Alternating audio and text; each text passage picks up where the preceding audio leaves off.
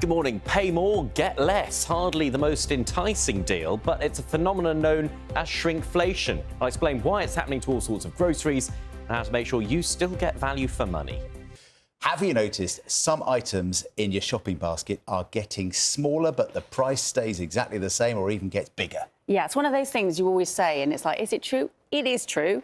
It's known as shrinkflation, and it's happening to more and more products. And Ben is here to explain. Good morning, Ben. Morning. Yes, it's hardly the most enticing deal, is it? Getting less for your money when you're buying your favourite chocolate bar, jar of coffee, crisps, and so on. But this is what's going on. Shrinkflation, let me explain. Good morning. Yeah, shrinkflation is where the size of a product shrinks, but the price either stays the same or goes up, meaning that you get less of it for your money. It's not a new phenomenon. It's been happening for quite some time now, but it's happening more and more. What's behind it? Well, manufacturers say they're having to absorb much higher costs for things like ingredients, packaging, energy and transport, and it's affecting more items on the shop shelves. Take Nescafe instant coffee products like these. Packaging has recently gone from 200 grams to 190 grams. It doesn't sound like much of a difference, but that reduction means you would miss out on 6 cups of coffee, useful at this time of the morning, while paying the same as before. Kit Kat multi-packs have become smaller in recent weeks too. Instead of 9 bars, you now get 8. Its owner, Nestlé, told us it's to mitigate the impact of high cocoa and dairy costs. And you know what? Nestlé isn't the only manufacturer to have shrunk the size of bars per pack. Because of that, this month, Cadbury has cut the number of its brunch bars from 5 to 4 in each box, telling us it was a last resort. Shrinkflation affects many other everyday items too, like washing up liquid, mouthwash or toilet paper, to name just a few. But experts warn this tactic should not be the first option for companies. Brands have to think creatively, and often it's the silent things they need to think about, sort of supply chain efficiencies, different ingredients. Sometimes when you introduce a new ingredient to something, you've sourced a new ingredient, it can actually taste better. So I think it's about thinking really creatively about how you solve it. You might change the format or the nature of it in a way. I think where things go wrong is where it's not transparent or there's no added value or no benefit. And then the consumer can lose a bit of trust, per se, and feel a little bit shortchanged by it.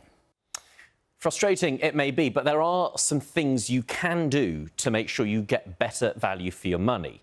Compare prices between supermarkets could be a great way to save. And if you're trying to spot better deals, look at the price per unit rather than the main sticker price. It's usually in smaller letters underneath the main price. Additionally, using discounts, loyalty schemes and shopping during promotional periods can help make your budget go that little bit further.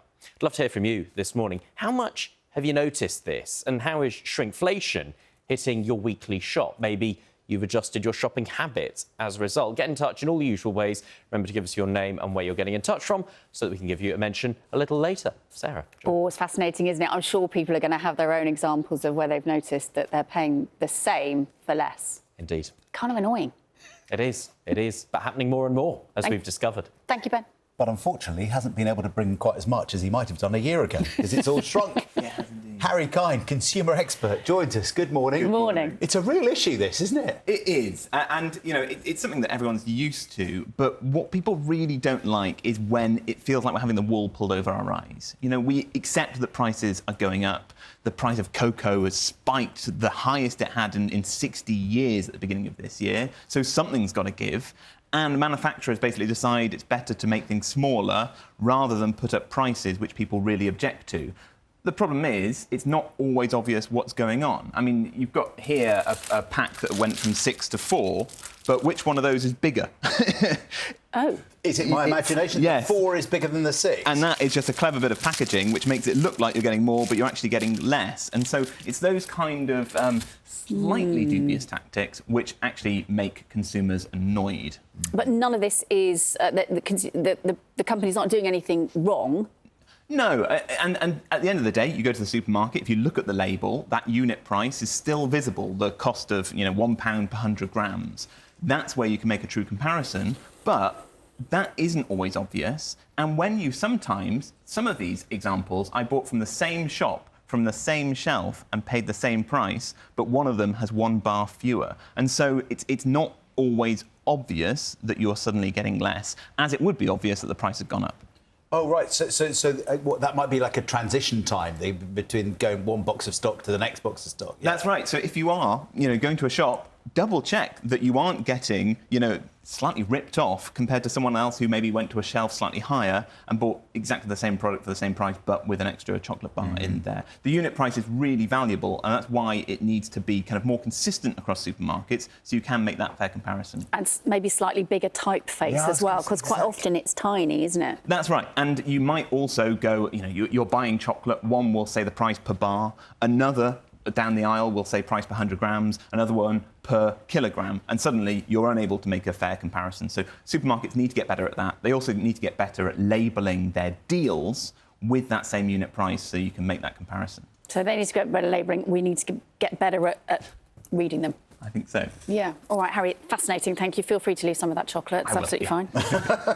Before we go, we just wanted to recap on something we were talking about earlier this morning, the phenomenon known as shrinkflation, which is where products on the shelves in the shops get smaller, but the price stays the same or sometimes even goes up. Yeah, not surprisingly, loads of you have been getting in touch, and Ben is in here to tell us more.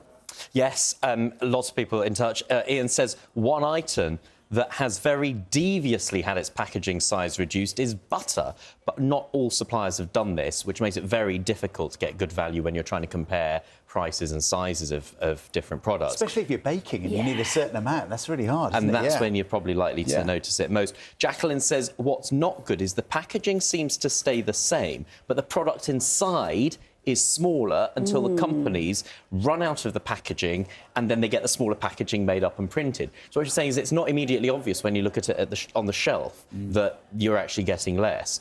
Anne in Lancaster says, I noticed the contents of even toothpaste tubes is getting smaller even though the price is rising, and there don't seem to be as many promotional offers around either. We've also heard from Martin in Bournemouth, who says shrinkflation, another option is not to buy the product. Simply don't buy it. Manufacturers will then soon stop this practice if no one is willing to buy the smaller goods. It really gets under people's skin, this, doesn't it? It's that issue of sort of trust, isn't it, between the consumer and the manufacturer. And some solutions, because we don't just highlight the problems and the frustrations. A couple of people have been in touch saying that if you shop locally at your greengrocer or baker or your independent local shops, when they measure it out, a kilogram will always be a kilogram, and if the price has gone up for that, you'll know. So they feel that they're supporting local businesses, but also getting better value at the same time. A bit more control. The old-fashioned way. Yes. If everything's getting smaller, why am I getting bigger? That's what I want to know. I don't know. Ben, thank you very much indeed. Thanks, Ben. That's it from us today.